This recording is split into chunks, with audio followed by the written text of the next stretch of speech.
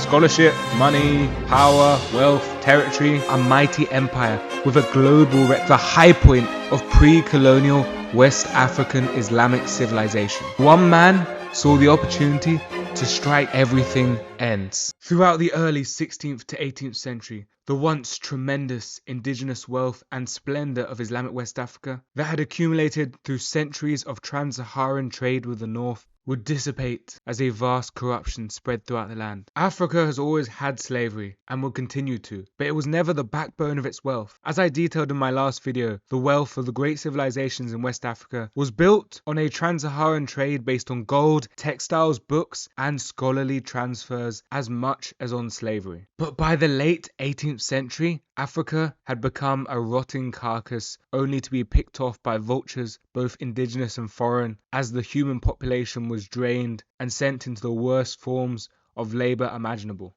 I'm sure you're wondering, what caused this change? Well, as most things are, it's complicated.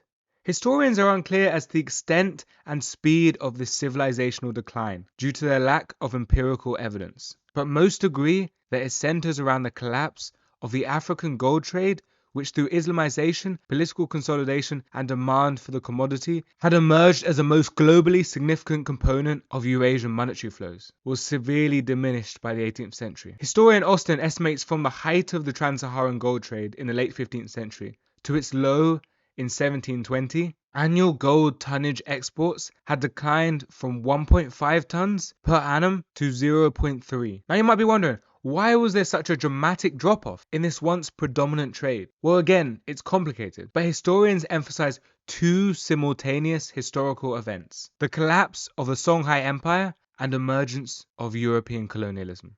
Now, I'm sure European colonialism might be a little more familiar, so let's start with the Songhai. You see, the story begins with a period of Sahelian empire building in the 13th century. In this century, the Malian Empire would establish regional hegemony via monopolizing the main gold routes of the sub-Saharan trade, and by the 14th century would form a mighty empire with a global reputation, embodied by the global reach of the infamous pilgrimage of King Mansa Musa. At the same time, its capital Timbuktu would emerge as a substantial center of Islamic learning, with the entourage of Muslim scholars that would arrive in Mali with Mansa Musa following his infamous pilgrimage to Mecca, linking Mali to the rest of the Islamic scholarly world. Now I'm sure you're thinking, it sounds like the Malians really had their stuff together. Scholarship, money, power, wealth, territory. Well, as the classic saying goes, mo money, mo problems. By the late 15th century, the party would be over, as the breadth of the empire would surpass the ability of the leaders to manage. The Malians found it increasingly difficult to manage the conflicts, interests, and grievances of its subordinates sufficiently.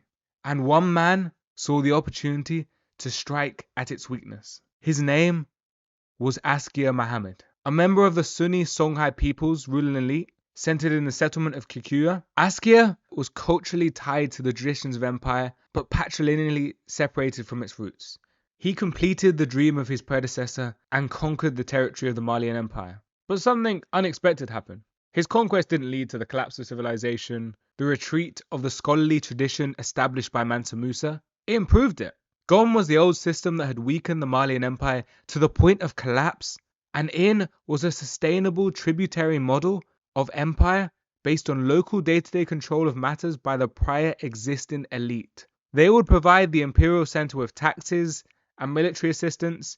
In exchange, they would be largely left alone. Based on this model, the Songhai would expand further and its society would mark the high point of pre-colonial West African Islamic civilization.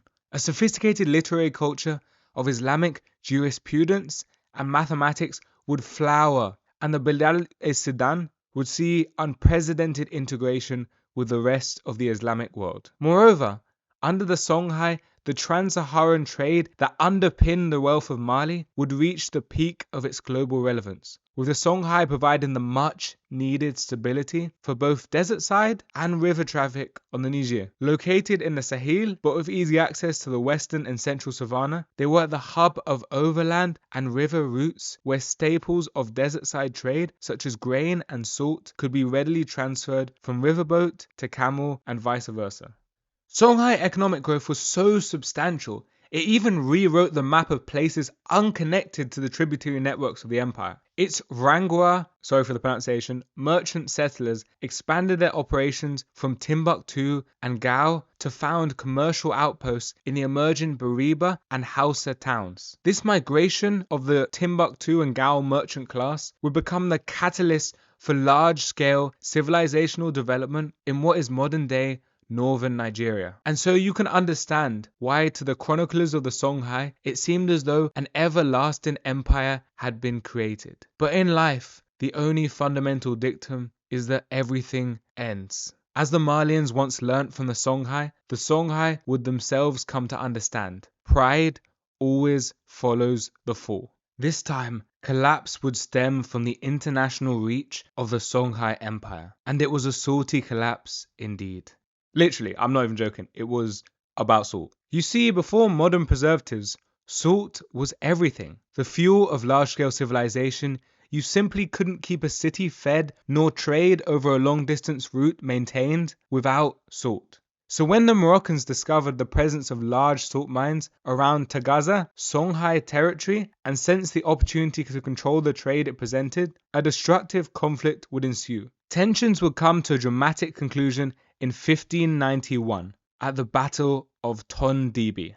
An outnumbered Moroccan army would devastate a superior Songhai force after the disastrous decision of the Songhai commander to launch a cattle stampede that only stampeded his own army. This disaster for the Songhai opened the door for the Moroccans to conquer and raise the Songhai settlements at Tagaza and capture the core interior of the empire from Timbuktu to Gao. Now what followed? Was it similar to the Songhai where they took over the center, expanded, developed, and a new civilization formed that was even better? No. Political consolidation and diplomatic links declined within the Western Sudan region, with the polities that followed the Songhai, namely the Ama, Tudeg, and Bambara, failing to fulfill the regional legacy of their predecessor.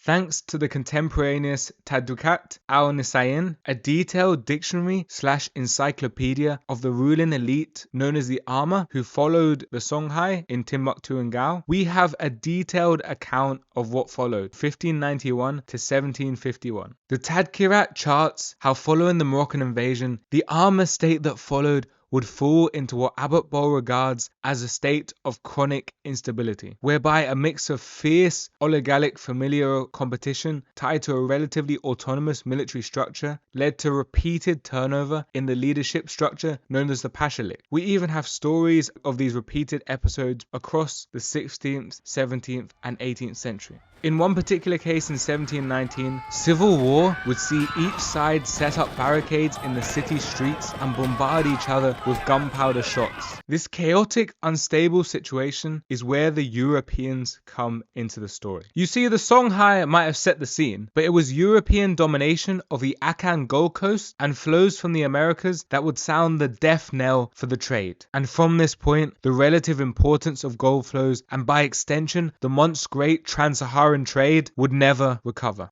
Now, to explain why this happened, I need to go into a quick history of gold, at least in West Africa. Now, initially the most important early gold producing sites were Bambouk and Bure, the control of which by the Malian and later Songhai empires would define their geopolitical relevance and wealth, and most importantly, cut the Europeans off from a direct supply. Obviously, many people were not happy with this.